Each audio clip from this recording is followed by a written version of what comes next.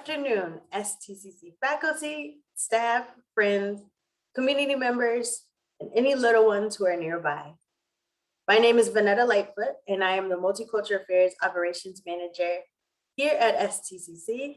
And on behalf of the Office of Multicultural Affairs, I would like to welcome you here today and thank you for participating in the Heart of a Man series and today's session entitled Heart Space, a dialogue with Dr. Marc Lamont Hill.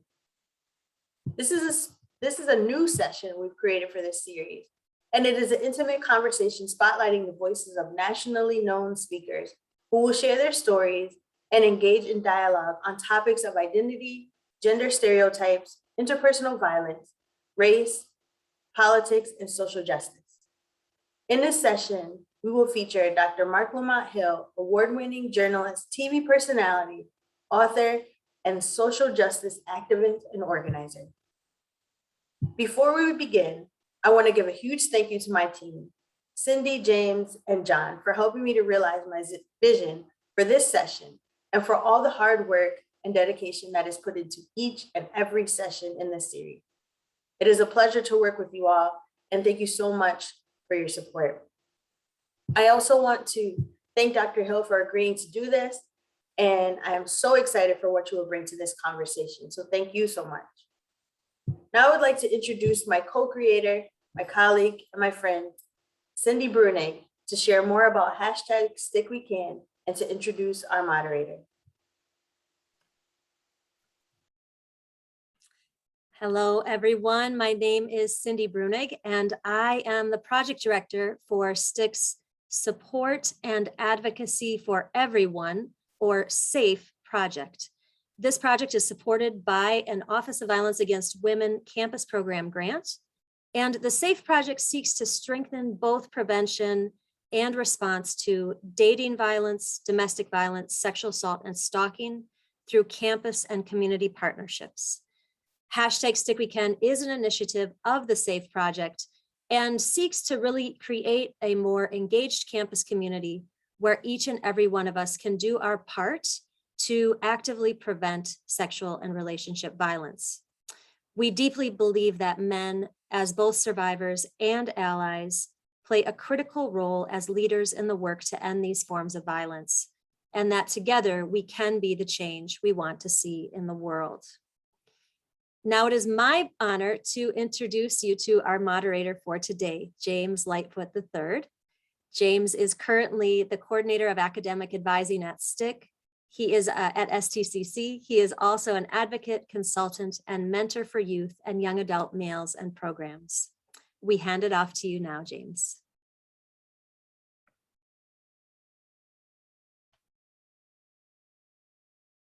All right, and good afternoon, everyone. Thank you all for joining us for this very special event. Today, we welcome Dr. Marc Lamont Hill to the Heart of the Man series to get his perspective on some things and just engage in a very rich and meaningful dialogue.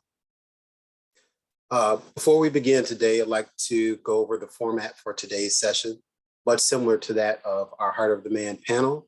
We're in webinar format, which means your video and audio are disabled.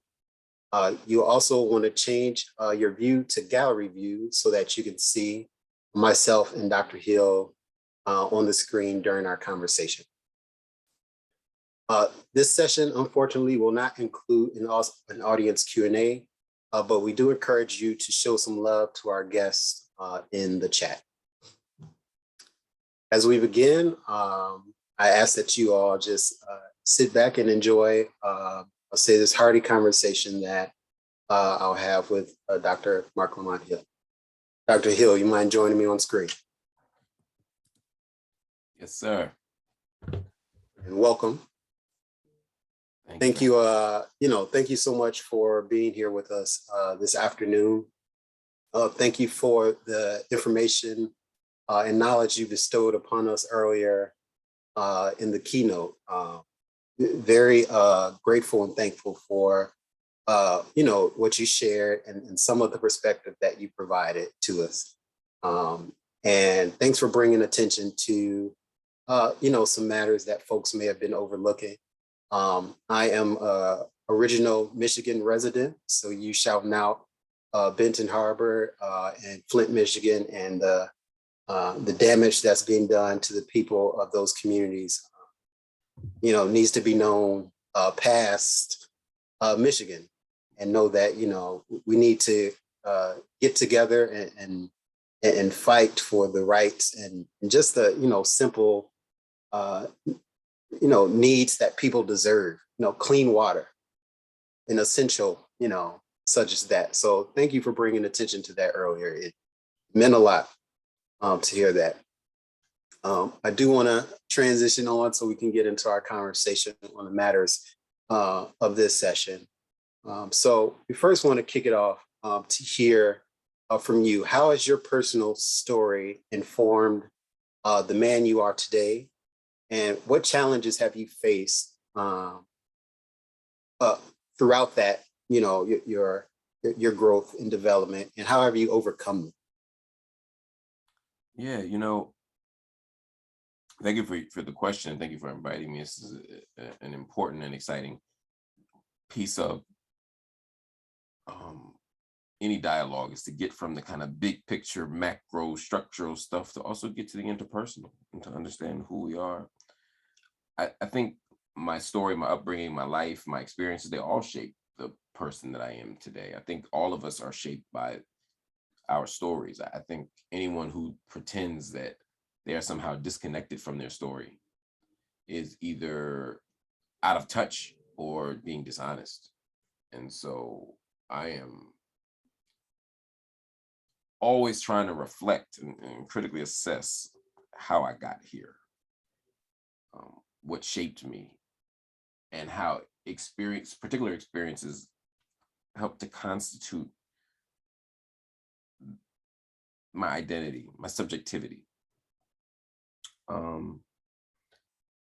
Given the broadness of the question, in the best sense of broad, it's sort of challenging to sit here and say, what are the experiences that made me who I am? And they all did. I think in terms of the work that I'm doing and the work that I do in the world, I think being called to do justice work is shaped by my experiences around inequality. My commitment to doing work and loving service of Black folk is because I was fortunate to be born up in Blackness. I was blessed to be born in Black neighborhood and to Black parents, and to be taught early the beauty of Blackness, to be surrounded by all sorts of Black folk, different economic statuses, different gender performances, different cultural traditions, right? I mean, I grew up in the hood with all kinds of Black people, and it made Black life normal to me and healthy and beautiful to me. It made Black faces and Black bodies attractive to me. It made Black culture and spirituality compelling to me. It was who I was. It's my life. It's just life, And with that as my reality, I was able to have a lifelong resource that I could tap into whenever I needed it. Growing up around extraordinary Black people is one thing, but for me, the beauty was in the ordinariness of it all. Everyday people. And I think one of the things that I witnessed early was the gap between how I saw Black people, how I experienced Black people, and how the world did. I mean, imagine being in your neighborhood with kids who were smart, who were cracking jokes, who were writing rhymes, who were, counting change in the store without a register, without a calculator, and then they go to school to become struggling readers. They go to school to become behavior problems. They go to school and find out they're at risk. The gap between how the world saw them and how we saw each other was so vast. And the memory of that has always challenged me to think about how to shrink that gap through advocacy, through organizing, through structural change, through teaching. through writing. So much of my childhood, so much of my life is bound up in these books. I was a reader very early. And as a reader, I had worlds opening up to me that I didn't otherwise have access to. And reading made me more curious, more adventurous. But it also granted me access to traditions that I would find great comfort in. I got to an age where I was reading Malcolm X. I remember picking up that book.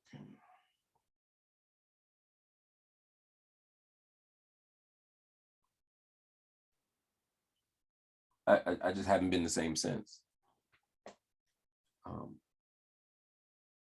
Malcolm taught me so much about life, about redemption, about literacy, about love, about possibilities, about action. And after I read the autobiography of Malcolm X, I committed to a life of serving Black folk. I immediately joined an organization. I immediately started doing activism. I immediately started trying to find the truth, whatever that was for me. And as I spent the rest of my life pursuing those fallible truths and, trying to bear these imperfect witnesses,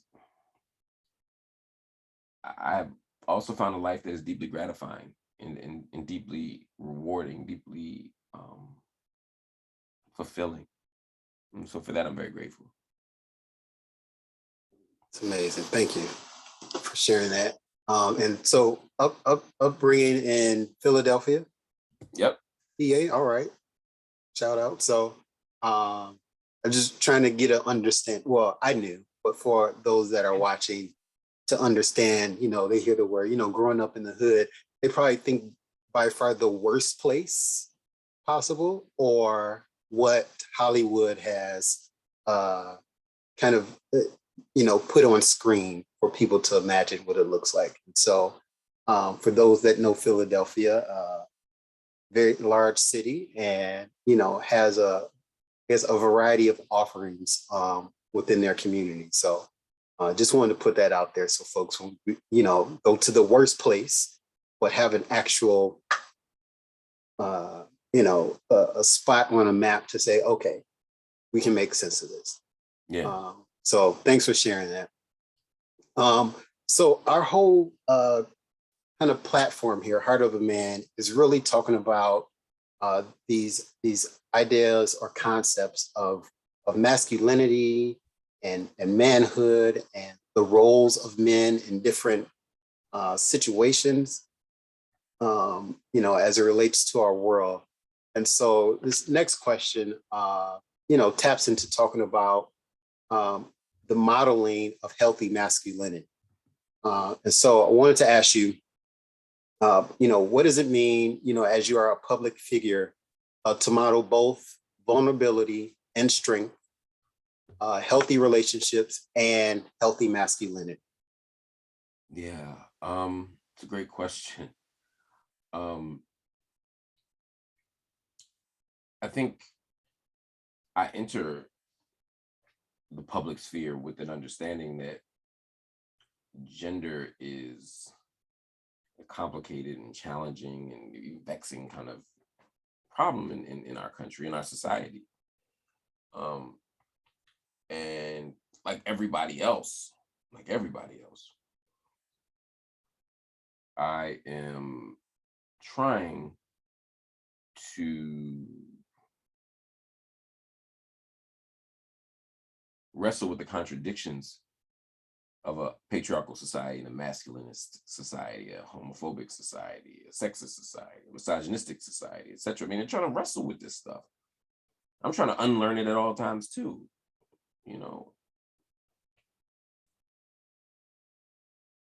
Even as I sort of talk about my love for Malcolm, right? There's a certain way that a part of our love for Malcolm is bound up in a very particular conception of what a strong Black man looks like.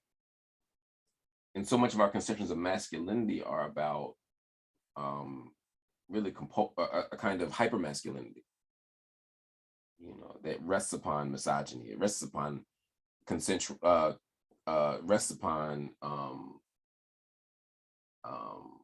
compulsory heterosexuality, rests upon violence, rests upon a kind of emotional unavailability, a certain kind of, there are things that we think men are supposed to do and men are supposed to be in our society. And so I'm constantly pushing back against that and trying to unlearn that. And so when I move into the public sphere, part of the work to do that is to talk about that stuff, right? To point out those contradictions, put a spotlight on it, to tell brothers what's possible from my vantage point, to offer alternative representations of masculinity, alternative narratives of masculinity, to talk about our vulnerability, to be vulnerable in public.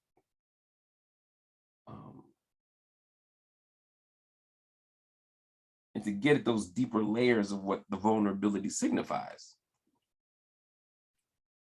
To reimagine our relationship to each other, to reimagine our relationship to women in terms of the work we do in the world.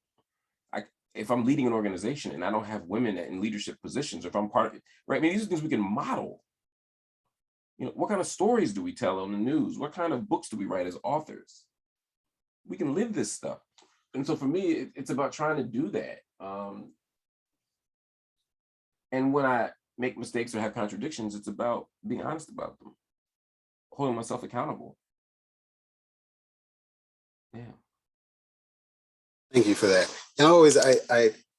And in our previous session, we were discussing this and talking about that term vulnerability, you know, and how that's shown. And so again, in society, right, there's this concept or idea of what vulnerable man looks like, right? And, you know, is he like wailing in public?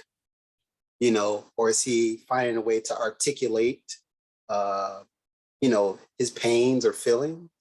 You know, is he admitting when he's wrong, right? Holding himself accountable.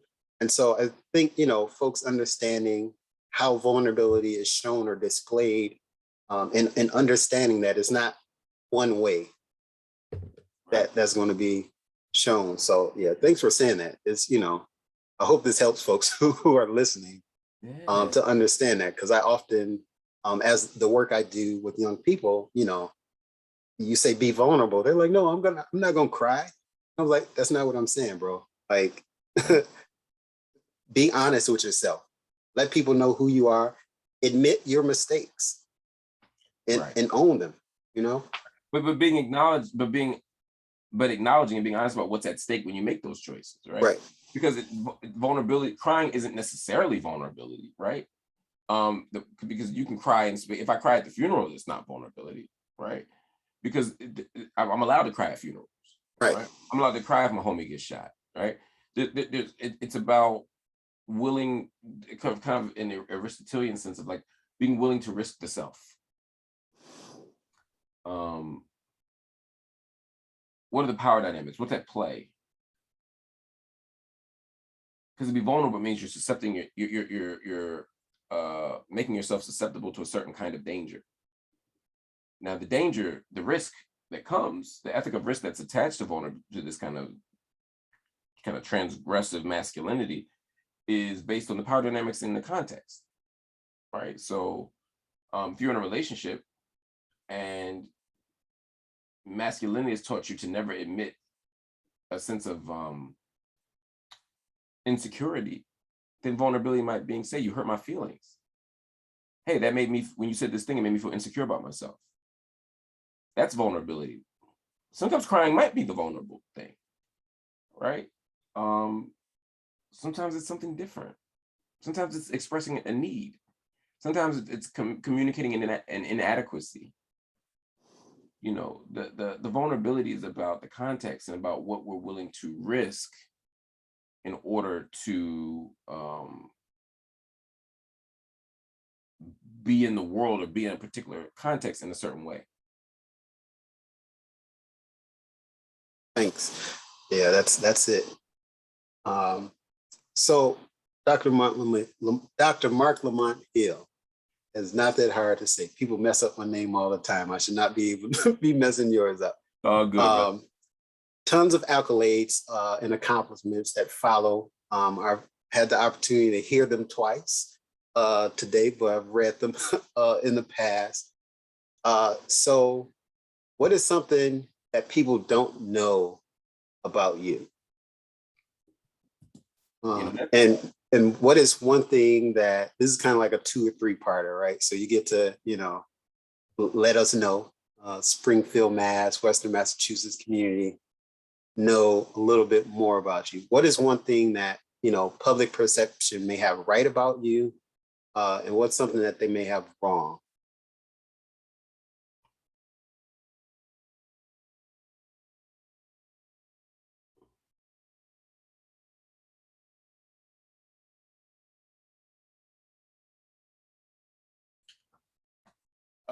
something that they don't know about me is probably how, quite frankly, how uneasy I am with certain forms of attention.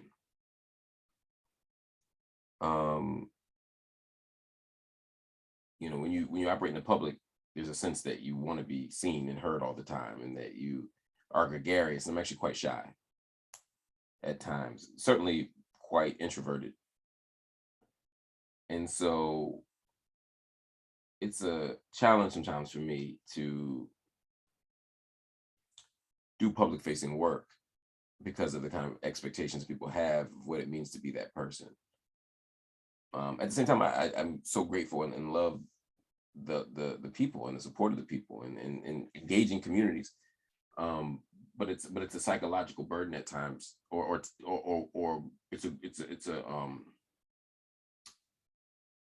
what's the word, begins with the G. It's a grueling. It can be a grueling thing at times. Right? It can be a grind. Is what I was going for. I think that the public is right. I think they read me correctly in the sense that I hope they read me as loving Black people. There's always going to be people who misread you, hate on you, talk about you, dislike you, criticize. That's part of just what it means to be human, and we have to listen to that too, because sometimes they're right. Sometimes the critiques are right.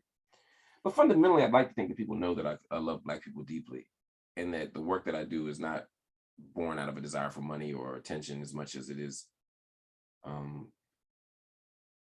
deep, abiding, fundamental commitment to leaving the world better than I found it, especially for my people. And I think what they might get wrong is, and this, again, we're talking about pockets and sectors of people, right? Right. Yeah. I think there's a way that people might think, some people might think I'm animated or driven by hate. And it's the first thing from my mind. I have such a profound love for the human family. And I want to create space and opportunity for all people to thrive at the same time that I'm committed to my people. And I think that there's a way that a commitment to your own people can be seen in a zero-sum game logic as, oh, well, if you're fighting for these people, then you're fighting against those people. And it's like, no, the world that I imagine, my freedom dream is a world where justice and freedom, possibilities, it's accessible to everybody. Yeah. So as I was listening, I was like, you know what? In asking that question, people misread his passion. They take your passion for, they see the good in it, but they also strike against, he's passionate about it because, and whatever comes after that. That's a good way. Because not once today, and not that it was any expectation of mine, but folks who come with status, some stature in the community and in the world, and you probably come up against this. You meet somebody, and they're ready to sell you something, right? You read page so and so of the chapter, whatever, of this article I wrote, you'll find that, and your passion has come through 100%. Like, it has not been about that. You have a deep passion for your people, for the communities that you work within. And I could say from my perspective, I'm not sure, everyone grasps that from you, right? So thank you, you my for friend. that, how you've shown up today. All right, we have one last question for you. And you started to speak to it a little bit. Um, you know, but I'll say with young people, I often work with them and ask them this, right? So what are you leaving behind? What do you want people to know you for? Right. And that can be sometimes mistaken like, oh, I do want to be famous, but I'm not speaking to fame, right? What do you want to be remembered for? And so as we kind of lean into this last question, like on a both on a personal and public level, what legacy would you like to leave behind for our world and the communities that you are active within? I think fundamentally the desire is to leave the world better than I found it. That people will say, he created things. He generated ideas, he wrote books, he built institutions that left these spaces better.